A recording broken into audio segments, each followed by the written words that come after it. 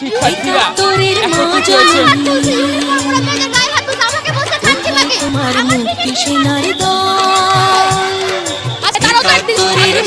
তারা কিভাবে আমাদের মেয়েদের গায়ে হাত তুলে, তারা কিভাবে আমাদের উপর লাঠি চার্জ করে, আমাদের দুই তিনজনের ফোন ভেঙে দিয়েছে। ওনারা আমাদের খুব খারাপ ভাবে, ওনারা গালিগালাজ করছে, ওনারা আমাদের ফোন ভিডিও কলে বেচে দিতে পারে কোন ভাবে, কোন অধিকারে তারা আমাদের গালি দেয়।